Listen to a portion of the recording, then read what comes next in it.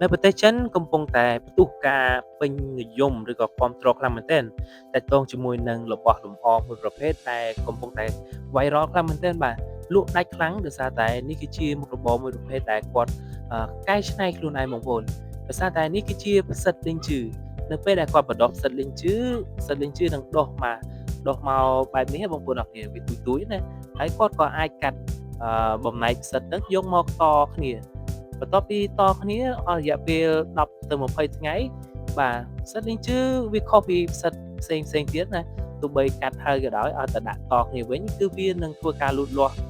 ធម្មតាបាទវាបីដូចជាដើមឈើអញ្ចឹងបងប្អូននៅពេលដែលគាត់ដល់វ័យគាត់នឹងប្រមូលផលបាទមានដាក់ជើងពៀនចេះទៅបងប្អូនអរគ្នាបាទអញ្ចឹងខ្លាចទៅជារបស់លំអមួយប្រភេទដែលពេញនិយមខ្លាំងមែនទែនដោយសារតែគេឲ្យតម្លៃដោយសារគេគិតថាលីងជឺគឺជាប្រភេទផ្សិតដែលជាឱសថបុរាណ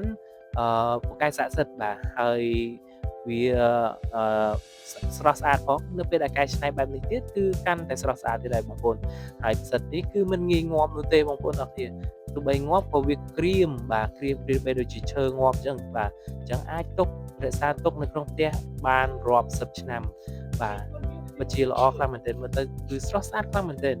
ចុះបងប្អូនទាំងអស់គ្នាចង់ចំណាយលុយទិញផ្សិតលីងជឺបែបនេះយកមកតាំងនៅក្នុងទូផ្ទះរបស់អ្នកទាំងអស់គ្នាដែរ